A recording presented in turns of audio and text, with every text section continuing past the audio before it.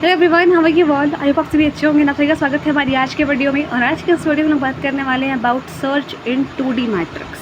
तो अब 2D matrix यानी कि आपका सिंपल सा मैट्रिक्स, अगर आपने 11th-12th में मैथ्स लिया होगा साइंस सब्जेक्ट में, तो वहाँ पर एक चैप्टर आता है 12th में मैट्रिक्स से रिलेटेड, जो कि सिंपल टेबल ही होता है, बट उसको हम लोग मैथ्स के टर्म्स में मैट्रिक्स कहते हैं, क्योंकि नंबर ऑफ रोज और नंबर ऑफ कॉलम्स से बहुत सारे कैलकुलेशंस करते हैं, तो उसी को हम लोग सिंपल बोलते हैं एक मैट्रिक्स। और उसको कोडिंग की लैंग्वेज में अगर आप समझना चाहें तो उसी को हम लोग 2D मैट्रिक्स बोल देते हैं। तो यहाँ पर जो आपको वैल्यू स्टोर करे हुए एक टेबल दिख रहा है, दैट इज़ 1 3 5 7 10 11 16 20, उसके आगे और भी वैल्यूज़, तो इसको हम लोग सिंपल बोलते हैं कि ये आपका एक 2D मैट्रिक्स है।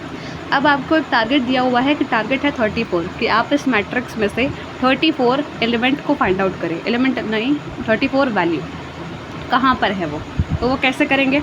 और आपको यहाँ पर लेफ्ट साइड में दिख रहा होगा, मैंने लिखा है रो 0, रो 1, रो 2। तो यस, कोडिंग के अंदर जब भी आप एक मैट्रिक्स बनाएंगे तब आपको शुरुआत 0 से करनी होती है। क्यों? क्योंकि ये जो मैट्रिक्स है, इसको अगर आप ध्यान से देखेंगे मेमोरी के एस्पेक्ट से, तो मेमोरी में आपका एक रो है, जो यहाँ पर अगर आप रो 0 को स्पेसिफिकली देखें तो मेमोरी के अंदर जो एरे होता है वो कुछ इस फॉर्म में ही तो हम लोग अज्यूम करते हैं।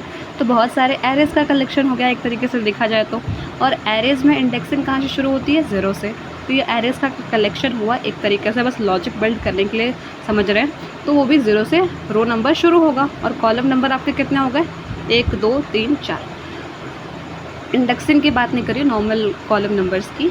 ओके, तो आई थिंक आपको इतना क्लियर हो गया होगा। तो हमें फाइंड आउट करना है टारगेट 34। और आपका क्वेश्चन में ये कंडीशन भी बेस्ड है कि आपका जो भी मैट्रिक्स में एलिमेंट होगा वो अगला एलिमेंट हमेशा पिछले वाले से बड़ा होगा। As simple as that. तो यहाँ पर आप देख रहे होंगे कि 1 के बाद क्या है 3, 3 के बाद क्या है 5, 5 के बाद क्या है 7। तो ऐसे ही वैल्यूज़ बढ़ी हुई हैं जैसे हम लोग आगे बढ़ रहे हैं, एक रो से दूसरे रो में जा रहे हैं। ये आपका स्पेसिफिक कंडीशन दिया हुआ है। और आपका वो नॉन डिसेंडिंग ऑर्डर में होना चाहिए। तो ये आपका कौन से ऑर्डर में? असेंडिंग ऑर्डर में। अगर आप शुरुआत से एंड तक डेटा को देखेंगे तो वो एक स्पेसिफिक फॉर्म में अरेंज है, जिसको हम लोग यहाँ पर असेंडिंग ही देख रहे हैं, क्योंकि छोटे से शुरू हो रहा है, बड़े पर एंड हो रहा है। तो अब यहाँ पर अपने टारगेट को कैसे फाइंड आउट करें?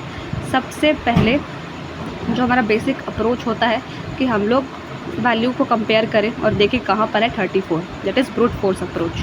तो अपनी बेसिक नॉलेज को यूज़ करके हमने एक तरीका ढूंढा, जिससे कि हमने देखा कि पूरे मैट्रिक्स में कहाँ पर है 34। वो आपका एक तरीका हो गया। लेकिन कोडिंग के टर्म में इसको थोड़ा और स्पेसिफिक ऑप्टिमाइज, यानी जहाँ टाइम कॉम्प्लेक्सिटी कम लगे, उसके लिए एक और तरीका है कि आप हर एक रो में जाइए और चेक करिए कि आपका फर्स्ट वैल्यू क्या है, लास्ट वैल्यू क्या है। अगर फर्स्ट और लास्ट आपके टारगेट वैल्यू से कम है तो उस रो में कोई और वैल्यू चेक करने की ज़रूरत ही नहीं है। तो यहाँ पर रो 0 में तो कुछ भी नहीं है आपका चेक करने के लिए, बिकॉज 34 से तो बहुत छोटी वैल्यूज़ है, इसलिए आपका डेटा अरेंज्ड फॉर्म में है।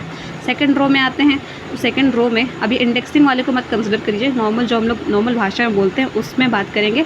तो सेकंड रो में भी आपका 34 देखना है आपको, स्टार्ट और ending value of that row. तो स्टार्ट में क्या है 10, एंड में क्या है 20।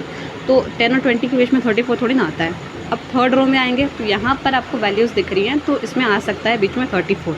एक ये तरीका हो गया। इसके बाद हम लोग यहाँ पर आपका जो डेटा है वो शॉर्टेड फॉर्म में है, और हमें कुछ ना कुछ अपना एक टारगेट फाइंड आउट करना है। तो पिछले वीडियोज़ में हमने ऐसी ही तो कंडीशंस देखी थी कि जब भी आपको कुछ एक टारगेट फाइंड आउट करना हुआ और आपका डेटा शॉर्टेड फॉर्म में है, ये आपका क्या है असेंडिंग ऑर्डर के फॉर्म में है, तब हम लोग बाइनरी सर्च का यूज़ कर सकते हैं। तो वहाँ पर मिड को फाइंड आउट करते थे, लेकिन यहाँ पर मैट्रिक्स है तो हम लोग मिड रो को फाइंड आउट करेंगे। तो मिड रो कौन हो गया? बीच वाला रो।